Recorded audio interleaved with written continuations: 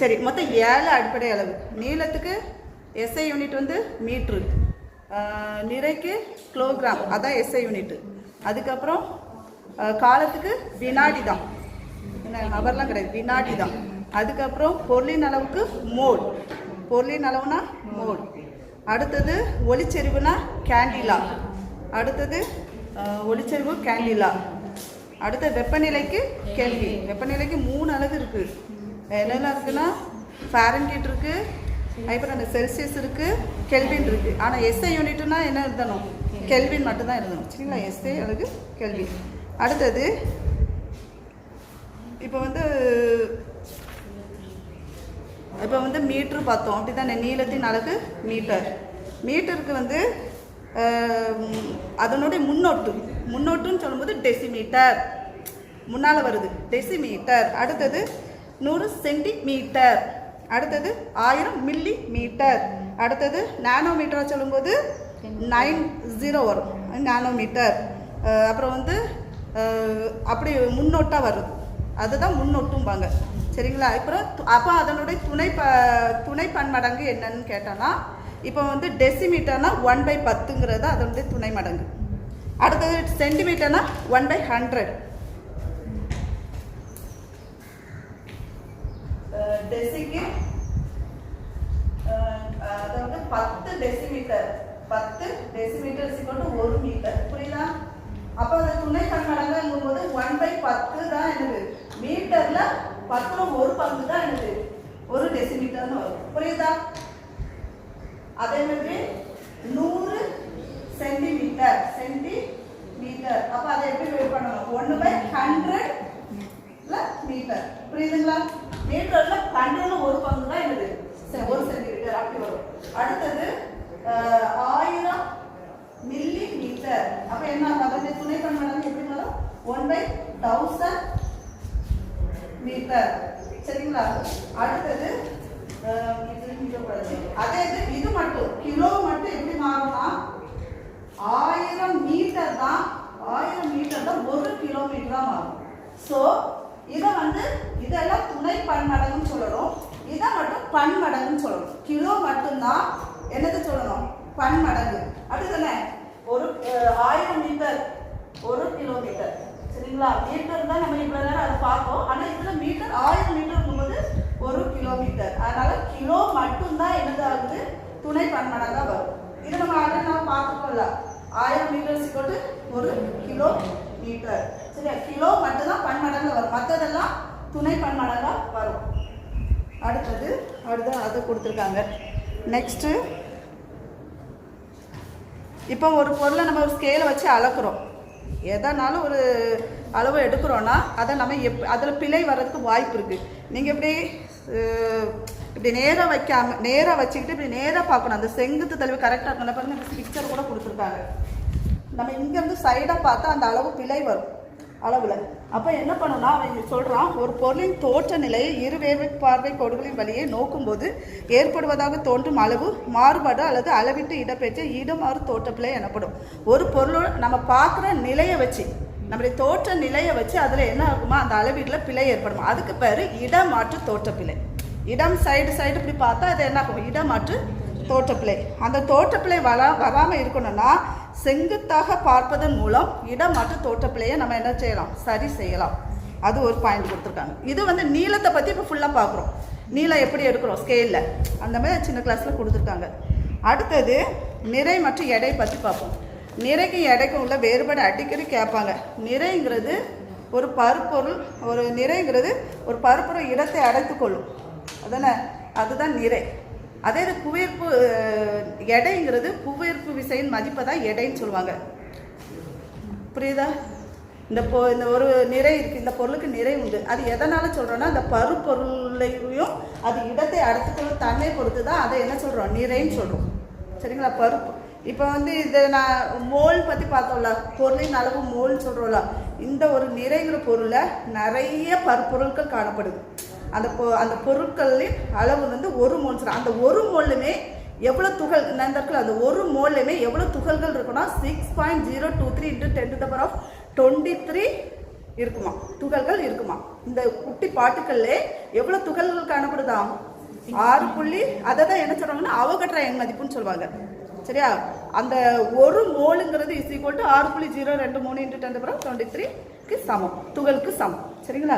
அந்த பொருள் அளவெல்லாம் சேர்ந்ததான் ஒரு நிறை, பருப்பொருளாக மாறுது. பருப்பொருள்னு சொல்லுவாங்க, இல்லை நிறை. ஓகே. அப்புறம்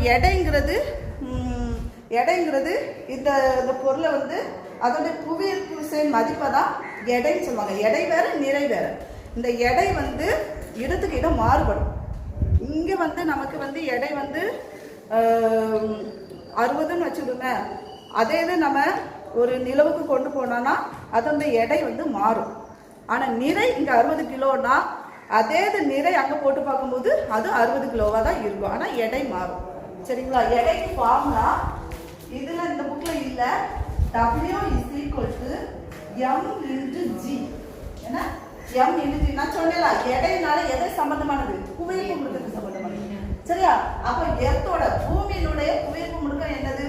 புவியின் முடுக்கம் என்ன? புவியின் முடுக்கம் தானே. முடுக்கம் என்ன வரும்? 9.8 மீட்டர்/வினாடி. ஜியோட மதிப்பு. இப்போ நான் என்ன சொன்னேன்? 60 சொன்னேன்னா அப்போ அதோட எடை பார்ப்போம். 9.8ஆல பெருக்கணும். அப்போ எடை கிடைக்கும். சரிங்களா? அது பற்றி சொல்றீங்களா? 60 9.8ஆல பெருக்கினா அதுதான் அதனுடைய எடை. சரிங்களா? இது நம்ம புவியில இது நம்ம நிலவுக்கு கொண்டு போனோம்னு வச்சுக்கீங்களா, அங்க எடை M × G தான்.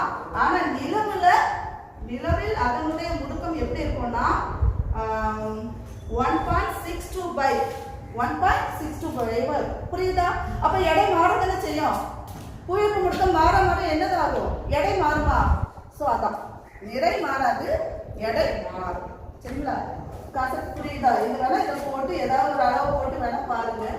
1.625 வேணா பெருக்கி ஆன்சர் பண்ணுவாங்க. புரியுதா?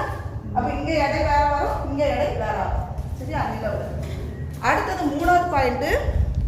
நிறை வந்து ஒரு ஸ்கேலார் அளவு. ஸ்கேலார் அளவுன்னு சொல்லுவாங்க. அது வந்து ஒரு வெக்டார் அளவு எடை. எப்படின்னா ஸ்கேலார்னா எண் மதிப்பு மட்டும் இருக்கும். வெக்டாருக்கு எண் மதிப்பும் திசையும் உண்டு. எண் மதிப்பும் திசையும் உண்டு. அடுத்தது 4வது பாயிண்ட். இதை நம்ம ஒரு இது சொல்லலாம். இது எப்பவுமே என்னது? அடிப்படை அளவு தான். நிறை. அதே இது எடைங்கிறது அது வந்து என்னது? வழி அலகு தான். நான் வழி அலகு எத்தனை சொன்னேன்? 22. சரிங்களா? சரி, போதுமா? நிறை எடையை பற்றி அவ்வளோதான். அதே மாதிரி இந்த ஃபார்முலா நல்லா மனப்பாடம் வச்சுருங்க. W = mg. புவியினுடைய முடுக்கம் இவ்வளோ, நிலவுல அதனுடைய முடுக்கம் இவ்வளோ. புரியுதா? இது 10th கூட இருக்கு. அடுத்தது நிறையுடைய எஸ் அளவு என்ன சொன்னேன்? கிலோகிராம். சரிங்களா? அதுமே ஒரு இதுக்கு எடைக்கு நியூட்டன். எப்படி பண்ண ஆன்சர் கொண்டு வரும்போது நியூட்டன் போடணும். புரியுதா? அப்ப எடையின் அளவு என்னது? நியூட்டன். சரியா? அடுத்தது நம்ம வந்து டன் கணக்கில் 1000 கிலோகிராம்ங்கிறது என்னது? ஒரு டன். சரிங்களா? 1000 கிலோகிராம் = ஒரு டன். அந்த ஒரு கிலோகிராம்ல எவ்வளோ இருக்கு? 1000 மில்லிகிராம் இருக்கு. எவ்வளோ இருக்கு? 1000 மில்லிகிராம் இருக்கு. அடுத்தது 1 கிராம்ல 1000 மில்லிகிராம் இருக்கு. 1 கிலோகிராம்ல 1000 கிராம் இருக்கு. இது உங்களுக்கு தெரிஞ்சது தானே? 1 கிராம்ல எவ்வளோ இருக்கு? 1000 மில்லிகிராம். 1 கிலோல 1000 கிராம். அடுத்தது 1000 கிராம் சேர்ந்தது ஒரு டன். 1000 கிலோகிராம் = 1000 கிலோகிராம் = ஒரு டன். அதே படிச்சிருங்க. அடுத்தது நம்ம நிறைய அளக்கிறதுக்கு நமக்கு வேணும்ல, ஸோ பொது தராசுன்னு யூஸ் பண்ணுறாங்க. எதை யூஸ் பண்ணுறாங்க? பொது தராசு. அடுத்தது நம்ம ஒரு நிறைய துல்லியமாக அளக்கணும்னா மின்னியல் தராசு யூஸ் பண்ணுறாங்க. இப்போ டிஜிட்டல் தானே எல்லாமே, அந்த மாதிரி மின்னியல் தராசை யூஸ் பண்ணுறாங்க. அடுத்தது காலம் பற்றி சொல்லியிருக்காங்க. காலத்தின் எஸ்ஐ அலகு என்னது?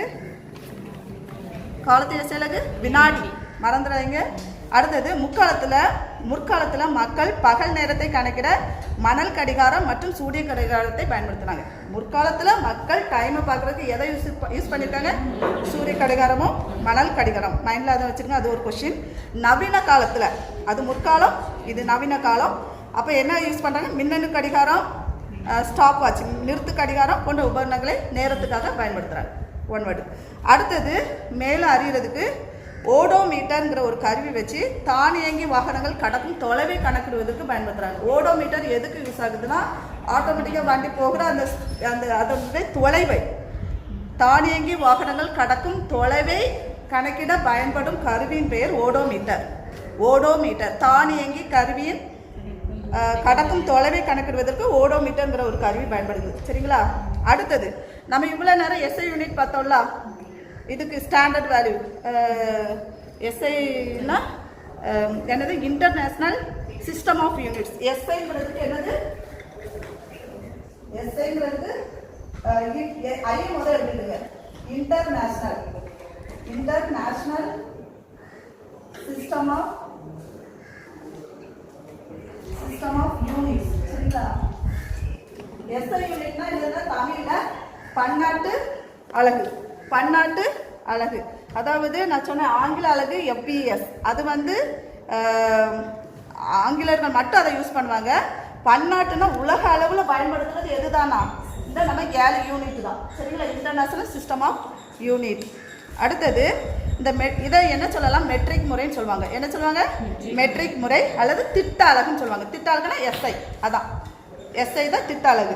அடுத்தது அது என்னைக்கு வந்துச்சுன்னா 1790. எப்போ? 1790 வந்து மெட்ரிக் முறை எப்போ ஆரம்பிக்கப்பட்டது? 1790. அது யாரால் உருவாக்கப்பட்டது? ரொம்ப முக்கியம். பிரெஞ்சுக்காரர்கள். யாரு? பிரெஞ்சு. இதுதான் நான் வச்சுருக்கேன். எஸ்ஐ இதை வந்து எப்போ? 1790 பிரெஞ்சுக்காரர் உருவாக்கியவர்கள் பிரெஞ்சுக்காரர். அடுத்தது நீளத்தை அளக்க தற்காலத்தில் பயன்படும் அளவுகோல் 16ஆம் நூற்றாண்டில் வாழ்ந்த வில்லியம் பெட்வேல் என்ற அறிவியல் அறிஞரால் கண்டுபிடிக்கப்பட்டது. நீளம் இவ்வளோதான், இதுதான் நீளம். எப்படி சொல்கிறது? ஒரு 100 சென்டிமீட்டர் = 1 மீட்டர் அப்படி நம்ம அளவு எடுக்கலாம். ஸோ இவ்வளோதான் நீளம்ங்கிறத, நீளத்தை அளக்க இப்போ தற்காலத்தில் நம்ம பயன்படுத்துகிற இந்த அளவுகோல் எல்லாம் 16ஆம் நூற்றாண்டிலேயே வில்லியம் பெட்வேல் என்ற அறிவியல் அறிஞரால் கண்டுபிடிக்கப்பட்ட அளவு தான் நம்ம யூஸ் பண்ணுறோம். யார்? அவர் பேர் என்னது? வில்லியம் பெட்வேல். நீளத்தை என்ன? நீளம். அதை யார்? வில்லியம் பெட்வேல். சரியா? அவர் எந்த காலத்தில் வாழ்ந்தவர்? 16ஆம் நூற்றாண்டு. எந்த நூற்றாண்டு? 16 நூற்றாண்டு. சரியா? அடுத்தது அப்புறம் வந்து பிரான்ஸ் நாட்டின் தலைநகர் எதுனா? பாரிஸ்.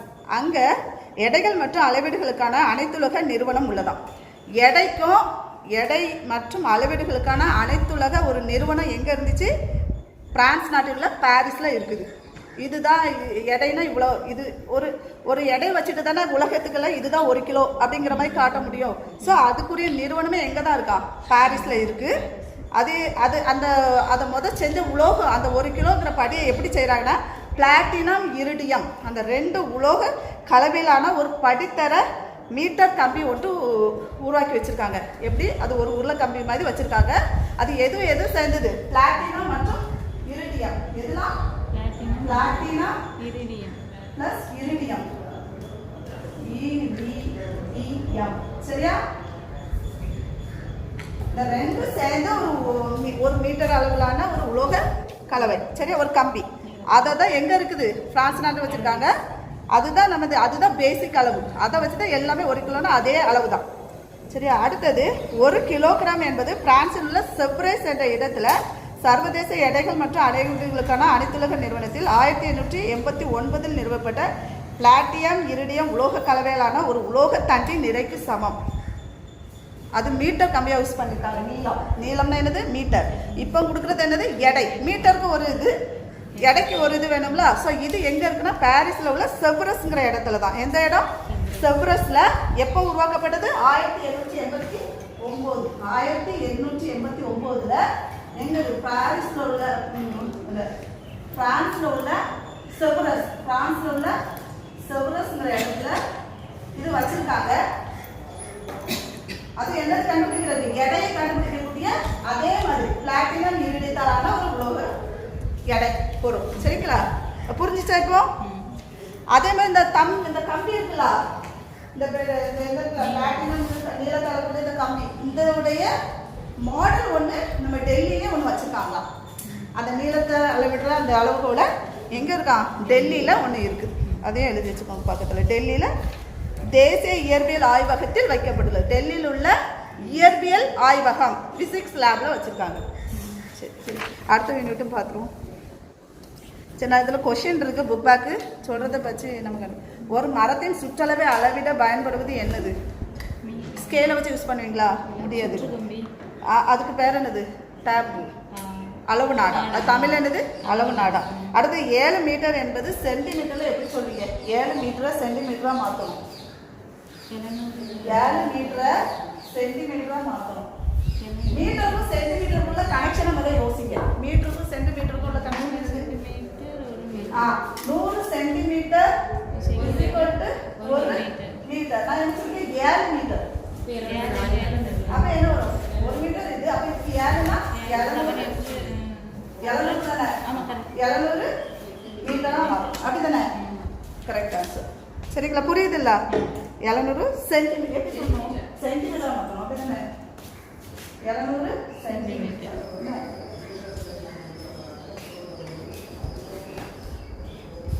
அடுத்தது அது எப்படி புரிஞ்சிச்சா? இப்படி வச்சுக்கோங்க. எப்பவுமே ஒன்று பக்கம் இப்படி வச்சுக்கோங்க. 1 metre is equal to 100 centimetre. சரியா? அப்போ therefore 7 மீட்டர். ஓகேயா? 7 மீட்டர்ங்கும் போது இந்த 1க்கு கீழே வந்துடும். 100 இன்டு 7 இஸ் ஈக்குவல் டு என்னது? 700. இந்த அப்படியே எழுதி வேண்டாம். புரியுதா? 1 மீட்டரை வச்சே தான் நீங்கள் கணக்கு கொண்டு வரணும். அப்புறம் உங்களுக்கு ஈஸியாக இருக்கும். 7 metre therefore 7 metre is equal to இது இங்கே வரும். இது இன்டு 7 வரும். ஈஸியாக தான் இருக்கும். அடுத்தது ஒரு அளவை அளவிடும் முறைக்கு டேஷ் என்று பெயர். ஒரு அளவை அளக்கிற முறைக்கு அளவீடு என்று பெயர். அளவை அளந்தா அளவீடுங்கிற முறை. அடுத்தது சரியான இதை தேர்ந்தெடுத்துக்க. இதில் வந்து எப்பவுமே நல்லா நினச்சிங்க. Kilometre greater than. Kilometre is greater than metre. மீட்டரோட கிலோமீட்டர் பெருசு. அடுத்தது கிரேட்டர். மீட்டர் வந்து எதோட பெருசு? சென்டிமீட்டர். அடுத்தது metre centimetre is greater than millimetre. அடுத்தது இதை நம்ம இது வந்து என்ன வரிசை? இறங்கு வரிசை. புரியுதுங்களா? அப்ப இது ஏறு வரிசையில கொடுக்கலாமா? இது அப்படியே எழுத வேண்டாம். என்னது? Millimetre less than centimetre. புரியுதா? சோ இந்த ரெண்டுமே கரெக்ட். புரியுதா? Less than centimetre. Less than centimetre எதோட சின்னது? மீட்டரோட. அடுத்தது மீட்டர் வந்து எதோட சின்னது? கிலோமீட்டர். புரியுதா? அப்படியே நீ மீட்டர் வச்சுக்கணும். என்ன புரியுதா? சரி, அதனால அண்டர்ஸ்டாண்ட் பண்ணி படிங்க. அளவுகோலை பயன்படுத்தி நீளவிட்டை அளவிடும் உனது கண்ணின் நிலை எப்படி இருக்க வேண்டும்? அளவு செங்குத்தா. ஸோ பேரலாக இருக்கணும். அதுக்கு அடுத்தது பெர்பெண்டிகுலரா. சாரி. அடுத்தது அளவிடும் புள்ளிக்கு இடது வேற என்ன விஷயம் வச்சுக்கணும். அவ்வளோதான். சரியான 126 கிலோகிராம் என கூறுவது சரியா? நிறையை 126 கிலோகிராம் என கூறுவது சரியா தவறா? சரிதானே? சரி. ஒருவரின் மார்பளவை அளவுகோல் பயன்படுத்தி அளவிட முடியும். சார் அளவு நாடா டேப். அதுல அடுத்தது 10 மில்லிமீட்டர் என்பது 1 சென்டிமீட்டர் ஆகும். இதை நான் சொல்லிருக்கேனா? 10 millimetre is equal to 1 centimetre. Scale எடுத்துக்கீங்களா? அதில் 0ல ஆரம்பிச்சு 1 2 3 4 5 பெருக்கூடாது 6 7 8 9 10. இது அவ்வளோ இந்த 10 கோடு இருக்கா? இது ஒவ்வொன்றும் 1 மில்லிமீட்டர். அப்ப இது அவ்வளவு 1 சென்டிமீட்டர். அப்போ 1 சென்டிமீட்டர்ங்கிறது எவ்வளவு? 10 மில்லிமீட்டர். புரிஞ்சுச்சா? அப்ப 10 millimetre is equal to 1 centimetre. Correct. Scale அளவு தான். ஸ்கேல். அப்ப 10 கோடு இருக்குல்ல? 10 கோடு ஒவ்வொன்றும் ஒவ்வொரு மில்லிமீட்டர். அப்ப 10 millimetre is equal to 1 centimetre. அடுத்து அப்ப சரி. முழம் என்பது நீளத்தை அளவிடும் நம்பத்தகுந்த முறையா? முழம்ங்கிறது அவங்க தான் இயற்பியல். யார்? ஆங்கிலேயர்கள் தான். முழம்ங்கிறது ஃபீட். அந்த முழம் அதை பயன்படுத்தினாங்க ஆங்கிலேயர்கள். இது பவுண்ட். நிலையை கண்டுபிடிக்கிறதுக்கு அவங்க பவுண்ட் யூஸ் பண்ணாங்க. நம்ம என்ன பண்ணோம்? கிலோகிராம். சரியா? அப்போ எஃப்ங்க அளவு முழங்கிறது அது நமக்கு வந்து சரியான அளவா இருக்காது. அது தவறு. எஸ்ஐ அழகுமுறை என்பது உலகம் முழுவதும் ஏற்றுக்கொள்ளப்பட்ட ஒரு அழகுமுறை. கரெக்டு தானே? பன்னாட்டு அழகுமுறைன்னு அதை தமிழ்லே சொல்றோம். அடுத்து எஸ்ஐ அழகுமுறையில் நீளத்தின் அழகு என்ன சொன்னேன்? மீட்டர். நீளத்தின் அழகு என்னது? மீட்டர். இப்போ 500 கிராம் கொடுத்துருக்கா, அதை கிலோகிராமா மாற்றணும். 500 gram 500 gram is equal to எவ்வளோ கிலோகிராம்? அது கிலோகிராம். அப்போ கிராமுக்கும் கிலோகிராமுக்கும் உள்ள ரிலேஷன் சொல்லுங்க. 1000 கிராம் 1 கிலோ. 1000 கிராம் சேர்ந்ததா என்னதுங்க? 1 கிலோகிராம். அப்படிதானே? 1000 தானே? 1000 கிராம் சேர்ந்தது 1 கிலோகிராம். 1/2 கிலோகிராம். ஒரு கிராம் 1000 கிராம் தான் 1 கிலோகிராம். 1000 கிராம் மில்லிகிராம் பாத்துக்கிறேன். அரை கிலோகிராம். 1/2 கிலோகிராம் வரும். கரெக்டா? இது 1 இது 1 அப்படிதானே? இது 1 க்கு 500 கேட்டா அப்ப 1/2 கிலோகிராம். அது பார்த்து உங்களுக்கு புரியுதுல இப்போ? சரி. அப்ப அரை போடலாம் அல்லது எப்படி போடலாம்? 0.5 போடலாம். எப்படி போடலாம்? 0.5 அப்படிதானே? வகுக்கணும் அப்படிதானே? எப்படி வரும்? அந்த 5 நமக்கு போடும். 1 கிலோகிராம் இங்க 1 1000 அப்படி வச்சுக்கோண்ணே. 1000 கிராம். அப்போ சரி இதே வச்சுக்கோங்க. 500 கிராம் இஸ் ஈக்குவல்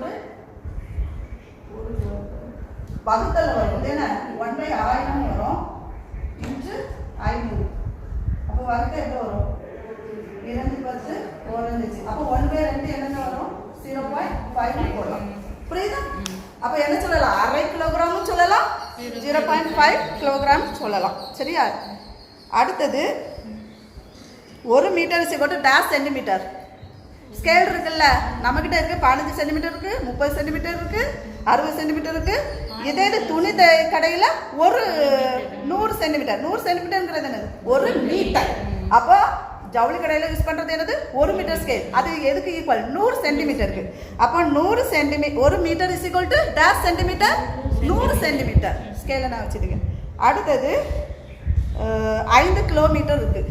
அதை இஸ் கன்வெர்டட் இன்டு மீட்டராக மாற்றணும். மீட்டருக்கு கிலோமீட்டருக்கு என்ன சம்பந்தம்? 1000 metre is equal to 1 kilometre is equal to 1 kilometre. அப்போ 1000 மீட்டர் அவன் என்ன கேட்டிருக்கான்? 5 கிலோமீட்டர் தானே? 5 கிலோமீட்டர். 5 கிலோமீட்டர் அப்போ எவ்வளோ வரும்? 5000 மீட்டர். 5ஆல பெருக்கிற வேண்டியதான். சரியா? விசையும் இயக்கமும் பற்றி பார்ப்போம். விசை பற்றி உங்களுக்கு ஏதாவது தெரியுமா? ஃபோர்ஸ், எஃப் ஃபோர்ஸ், விசை.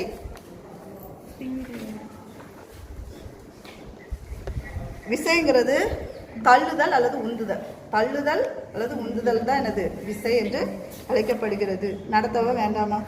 போதுமா? சரி. அடுத்தது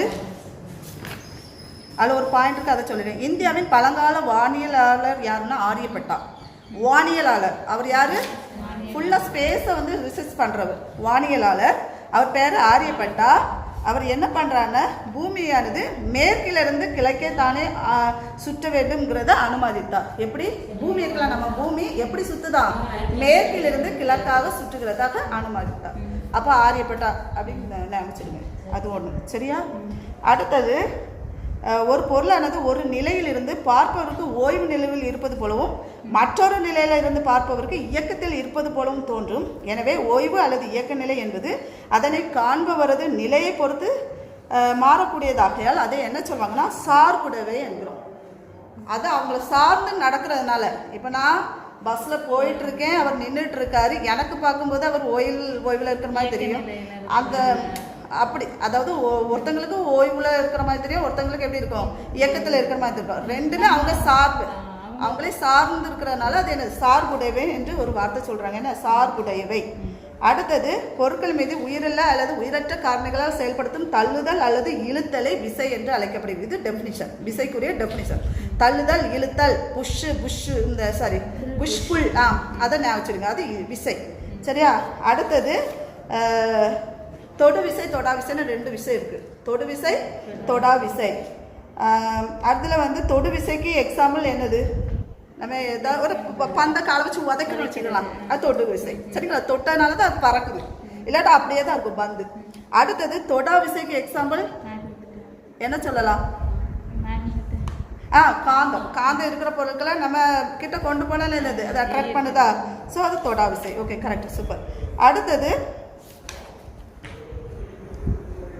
இயக்கத்தில் இயக்கத்தில் நிறைய டைப் இருக்குது. நேர்கோட்டு இயக்கம், வளைவு இயக்கம். இவ்வளோ நேரம் விசையை பார்த்தோம். இப்போ இயக்கத்தை பற்றி பார்க்குறோம். வளைவு இயக்கம், அதுக்கப்புறம் வந்து வட்ட இயக்கம், தற்சுழற்சி இயக்கம், அலைவு இயக்கம், ஒழுங்கற்ற இயக்கம், அப்புறம் சீரான இயக்கம் இருக்குது, சீரற்ற இயக்கம் இருக்குது, கால ஒழுங்கு இயக்கம் இருக்குது, கால ஒழுங்கற்ற இயக்கம் இருக்குது.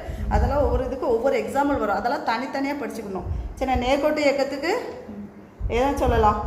நேர்கோட்டு பாதையில் நடந்து யார் சென்றாலும், பேருந்து சென்றாலும், எது சென்றாலும் அது நேர்கோட்டு இயக்கம். வளைவு பாதை இயக்கங்கிறது நம்ம ஒரு பந்தை அடித்தோன்னா அது எப்படினாலும் ஒரு டேரக்ஷனில் போயிட்டு வேறு டேரக்ஷனுக்கு போகலாம். ஸோ வளைவு இயக்கம். வட்டப்பாதை இயக்கங்கிறது ஒரு அச்சில் வச்சு நம்ம என்ன பண்ணுறோம், ஒரு பொருளை வட்டப்பாதையில் இயங்கும்போது கைட்டில் சுற்று, ஒரு முனையில் சுற்றப்பட்ட கல், பம்பரம் வேண்டாம். பம்பரங்கிறது ஒரு அச்சை இது வச்சு சுற்றுறது. சரியா? தற்சுழற்சி இயக்கத்துக்கு தான் பம்பரம்.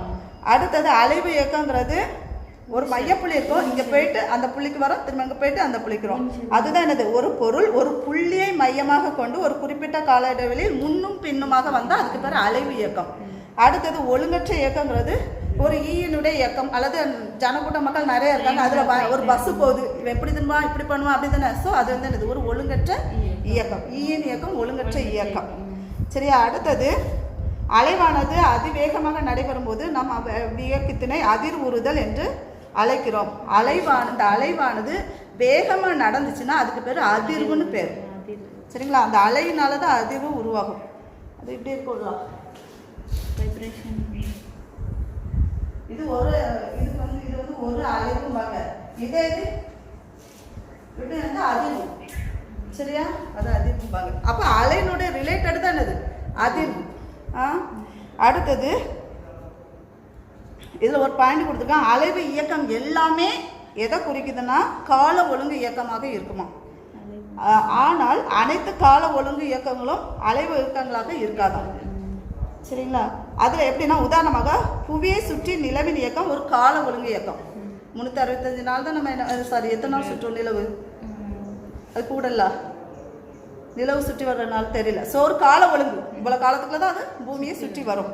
அடுத்தது, ஆனால் அது அலைவு இயக்கம் அல்ல. அது அலைவு இயக்கம் மாதிரியா வருது. ஸோ சர்க்கிள் தானே. ஸோ கால ஒழுங்கு இயக்கம், அவ்வளோதான். அப்புறம் வந்து என்னது, ஆனால் ஒரு ஊஞ்சலில் ஆடிக்கொண்டிருக்க ஒரு குழந்தையின் இயக்கம் கால ஒழுங்கு மற்றும் அலைவு இயக்கமாகும். அது ரெண்டு. ஒரு ஊஞ்சல் ஆடுற குழந்தைக்கு அது என்ன, கால ஒழுங்கு இயக்கமும் உண்டு, அலைவு இயக்கமும் உண்டு. ஏன்னா அவன் எப்படி தான் நின்றுட்டு பின்னால் போவா, முன்னும் பின்னும் வந்தாலே என்ன சொல்லிடணும், அலைவு இயக்கம்னு யோசிச்சிடணும். முன்னும் பின்னும் வந்தாலே. சரி, அப்போ அதுலேயும் ஒரு கால ஒழுங்கு இருக்குதான். சரிங்களா? அடுத்தது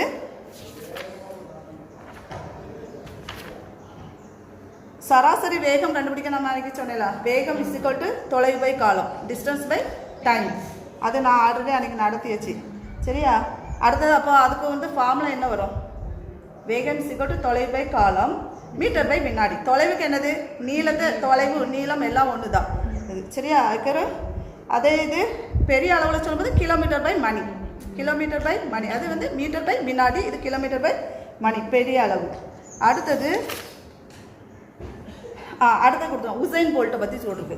100 மீட்டர் தூரத்தில் அவர் வந்து 9.58 வினாடி. எவ்வளோ, 9. இது ரொம்ப முக்கியம். 9.5 வினாடி ரொம்ப முக்கியம். உசைன் போல்ட் யாரு, ஒரு ஓட்டப்பந்தய வீரர். முடிஞ்சிச்சு. எவ்வளோ, 100 மீட்டர் தூரத்தை எவ்வளோ செகண்டில் கடந்துருக்காரு பாருங்களா, 9 செகண்ட் தான். 9 செகண்ட் 5.8 வினாடியில் கடந்துருக்கான். அவன் கேட்பான் 5.7 கொடுப்பான், 5.6 கொடுப்பான், குழப்புவான். 5.8 9 கடந்து 8 இருக்குன்னு நான் வச்சுருங்க. 9.58. சரியா? வினாடிகளே இவ்வளோ சார். அதேமாதிரி சிறுத்தைன்னு ஒன்று இருக்குது. அதுதான் 112 கிலோமீட்டர் பை, ஒரு மணிக்கு 112 கிலோமீட்டர் வேகத்தில், ஒரு மணி நேரத்தில் 112 கிலோமீட்டர் வேகத்தில் ஸ்பீடாக ஓடுதான். 112 கிலோமீட்டர் பை ஹவர், 112 சிறுத்தை. சரியா? அடுத்தது ரோபோட்டை பற்றி கொடுத்துருக்கு. ரோபோட்டுங்கிற வேர்டு செக்கோஸ்லோவியாங்கிற ஒரு வார்த்தையிலிருந்து தான் ரோபோட் என்ற வார்த்தையானது உருவாக்கப்பட்டது. ரோபாட்டா என்ற செக்கோஸ்லோவியா வார்த்தையிலிருந்து, செக்கோஸ்லோவியா வார்த்தைக்கு பேர் ரோபோட்டா, அதுல இருந்து தான் ரோபோட்ங்கிற நமக்கு உருவாகிருக்கு. சரியா? அதுக்கு மீனிங் என்னன்னா, ரோபோட்டுங்கிறதுக்கு மீனிங் என்னன்னா, உத்திரவுக்கு படிந்த ஊழியர்னு பேர்.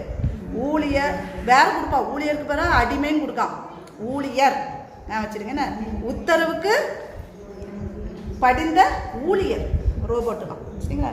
அடுத்தது நிறைய இராணுவ பயன்பாட்டிற்காக பயன்படுத்துகிற அந்த ரோபோட் வந்து நாற்கால் ரோபோ. எதுக்கு? இராணுவ பயன்பாட்டிற்காக நாற்கால் ரோபோ பயன்படுத்துகிறாங்க, தொழிற்சாலையும் பயன்படுத்துகிறாங்க. அதுக்கப்புறம் எதிர்காலத்தில் நமக்கு மருத்துவத்துறையில் பயன்படுத்துறதுக்கு நானோ ரோபோட். நானோன்னா மிகச்சிறிய ஒரு செல், நம்ம ஒரு பிளட் செல்லில் பார்த்திங்க எவ்வளோ சின்ன செல், நம்ம எல்லாம் மைக்ரோஸ்கோப்பில் தான் பார்ப்போம். அந்த செல்லில் போய் அந்த புற்றுநோய் செல்களை அழிக்கத்தக்க அந்த நானோ ரோபோட்டெல்லாம் யூஸ் பண்ண போகிறாங்களாம். ஸோ நவீன காலத்தில் மருத்துவத்துறையில் யூஸ் பண்ண போகிறது என்னது? நானோ ரோபோட். புரிஞ்சிச்சா? நானோனாலே 10⁻⁹ நானோ 9 நான் வச்சுக்கோங்க, 10⁻⁻⁹. அப்போ எவ்வளோ சின்ன இது அது. சரியா? அவ்வளோதான். ஓகே, ஓரளவுக்கு இந்த லெசனும் முடிஞ்சிட்டு. இதில் வந்து 1 வேர்ட் மட்டும். வேகத்தின் அழகு என்னது? வேகத்தின் அழகு சொல்லுங்க. மீட்டர்/வினாடி, மறக்கவே கூடாது. மீட்டர்/வினாடி வேகத்தின் அழகு. சரிங்களா? அடுத்தது திசை வேகத்தின் அழகும் அதே தான். வேகம், திசை வேகம் எல்லாமே மீட்டர்/வினாடி தான். சரியா? அடுத்தது கீழ்கண்டது சரியான தொடர். இது வேண்டாம். அடுத்தது கீழே இது வேண்டாம். கோடிட்டட மட்டும். சாலையில் நேராக செல்லும் ஒரு வண்டியின் இயக்கம் என்ன இயக்கம்? நேராக நல்ல நேர்கொண்ட இயக்கம். புயர்ப்பு விசை டேஸ் விசை ஆகும். மேலே ஒரு பொருளை நான் போடுறேன், ஆட்டோமேட்டிக்காக கீழே வருது. அப்போ அது எனக்கு தொடா விசை. எந்த ஒரு நம்ம எதுவும் தொடலை, அந்த விசை கொடுக்கல. ஸோ தானாக விழுது. தானே கீழே விழும் பொருளுக்கு தொடா விசை. சரிங்களா? அதுவும் நான் வச்சுருங்க. அடுத்தது மண்பானை செய்யப்படும் சக்கரத்தின் இயக்கத்தை நம்ம என்ன சொல்லுவோம்? தற்சுழற்சி இயக்கம், பம்பரம், அதெல்லாம் தற்சுழற்சி. ஒரு புள்ளியை வச்சு.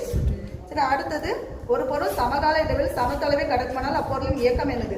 சீரான இயக்கம். அதாவது சமகால இடைவெளி, காலமும் சமமாக இருக்கணும் அண்ட் தொலைவும் சமமாக இருந்துச்சுன்னா அது என்னது? சீரான இயக்கம். சீரான இயக்கம் இப்படி தான் போகும். இதை வந்து தொலைவும் வச்சுட்டு இதை காலம் வச்சுட்டோம் வச்சுக்கோங்க, இப்படி தான் போகும். சீராக போகும். சரிங்களா? இந்த இதில் தான் நேரம் அப்படி போகும். அவ்வளோதான். சரி, அப்புறம் சுழற்சி இயக்கம் வந்து பம்பரம் சுற்றுதல் சொல்கிறோம். அதே இது அலைவு இயக்கத்துக்கு என்ன சொல்லணும்? ஊஞ்சல் ஆடுறது, அலைவினர். ரைட். 4 2